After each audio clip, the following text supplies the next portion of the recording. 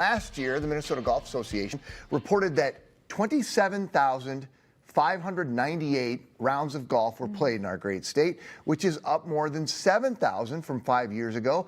And this is a fifth increase in the last 6 years. So these numbers had Keith Schubert at the Minneapolis-St. Paul Business Journal asking, are more people taking up the sport? Are people just playing more rounds? What's driving the change? He joins us here in studio this morning as we kind of delve into things. So many questions. More rounds of golf are getting in. Tell us what you found when you did your research. What's the deal? Are people playing more? Are more people getting into it? I think it's a combination of both. Yeah. COVID really changed things. It was one of the few safe options for outdoor recreation. So a lot of people found themselves getting out on the golf course more and things like that. And then as they got into it, they started playing more and more, and people just fell in love with the game. And we've seen that, continue over the years, albeit at a slower pace every year. But yeah, that was like sort of the big initial nexus of this increase that we've seen in the state. It seems like pre-COVID, we were talking about golf courses even having a hard time staying open, right? Yeah. They were selling the land to developers. It wasn't even, the math didn't work out for a lot of courses. There was this big boom around Tiger Woods, early 2000s, and that carried it for a while. That petered out, and then, COVID hit, and it sort of just spiked it again. So, here we are, and we're still seeing it. Well, and it's not just adults that are playing, but I see so many kids on our local golf course. I mean, the schools have teams and stuff now. Yeah. So are you seeing an increase in kids playing? Definitely. The number of first-time golfers and youth golfers is up a lot, and in particular the youth golfers, I think social media is driving a lot of that, with YouTube making it more accessible. If it's Bryson DeChambeau hitting a golf ball over his house, 15 days in a row, it's bringing the game to more people and at an earlier age. If we can put those demographics back up on the screen. Sorry, guys. I want to take a look at, these are some of the numbers that you found. So you're also seeing golf growing in certain segments of the community. Yeah, those are national numbers, but when I talked to John Mays at the Minnesota Golf Association, he says those trends are largely on par with what we're seeing here in Minnesota as well. And Minnesota Golf Association topped 100,000 members for the first time ever last year. And then 20,000 of those, I believe, were youth as well. So, yeah. Wow. That's pretty impressive. I've noticed another thing, and these are with my golf buddies who like to do this, and I don't, or I'll go and I'll be comic relief for them, is the simulators. It seems like there is a new simulators business opening up every other day around here. What's coming first there, the chicken or the egg, as far as those businesses opening up? I think so. The spike in popularity in golf caused more simulators to open up. But then those simulators are making the game more accessible. They're a lot less intimidating.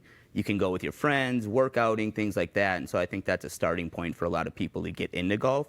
And then from there, they take it onto the course and things like that. So that's sort of it's just an easier way to, introduce yourself to the game. And I'm thinking for people who haven't been to a simulator before, I mean, they're open 365 days a year, generally speaking. So in the wintertime, when there's snow on the ground, you can go there and you can play. But it also offers people an opportunity to play courses that they will probably never have the chance to play in real life.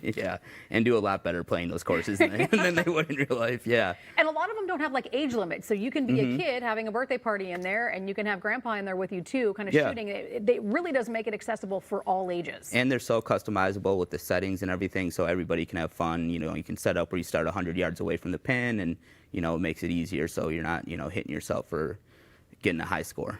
Well, I think that Topgolf too, is that the one that you actually hit the ball out onto the green, and they've got the heaters there, so even in the middle of winter, you're actually hitting versus just virtually doing it. And it's the gamification of golf too at Topgolf, so you can play Angry Birds or different challenges, which make it really fun for the family and getting people out.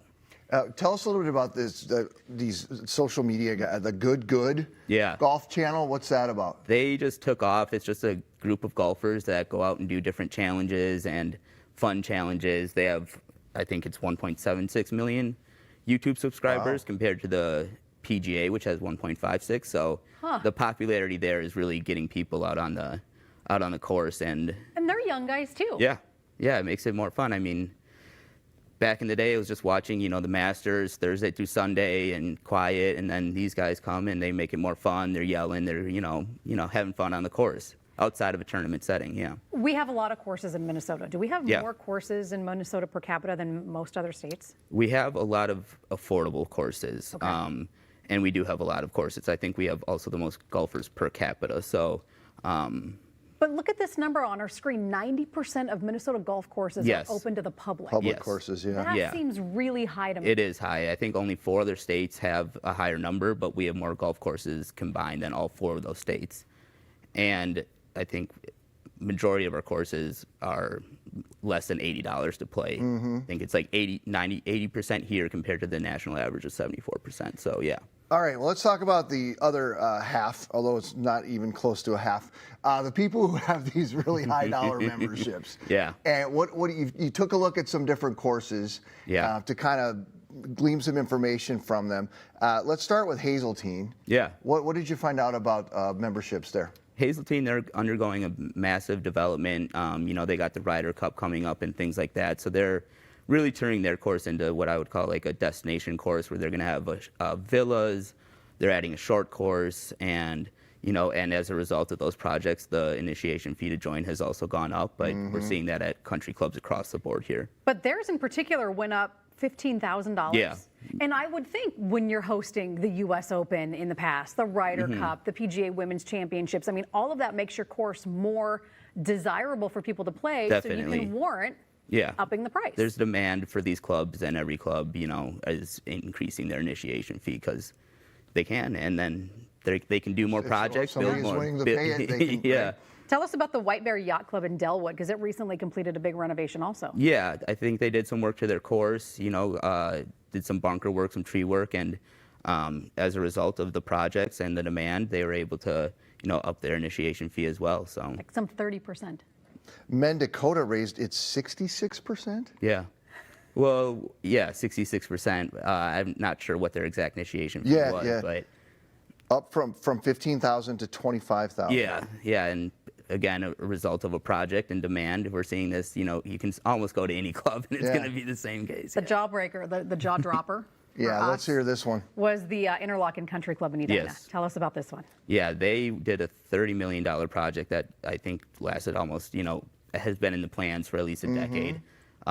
Touched every aspect of the club. The golf course, they completely regrassed it, dining room, pool, everything. So they were able to raise their initiation fee to $95,000, and I believe it was $55,000 in 2019. So Wow. yeah, that really So speaks to the. $100,000 And there's a waiting list, I believe. for the opportunity to become a member there. That's not even a done deal, Yeah, right? you still gotta. There's dues and fees and things like that And spending come along with minimums, it. right? Yes, yeah, that all come along with that. That's just to get in the door. Wow. Yeah. It's a dream. You can dream, people. Oh, the golf cart person has lobster on there. Keith, thank you so much. Thank you Good very much. conversation. Awesome, Nice to meet you. Keith and the team at Minneapolis St. Paul Business Journal, they share trends and news about openings and closings on their website. Post a link to their website on ours, minnesotalive.com. And we were talking with Keith. I mean, he has to research all He's of a golf writer. So Like I'm this just is saying, one tough of his kid, deals. right? Yeah. Hey, 10 hockey teams representing 10 countries are going to be here in the Twin Cities at the end of the year for the International Ice Hockey Federation World Junior Hockey Championships. How you can get involved right now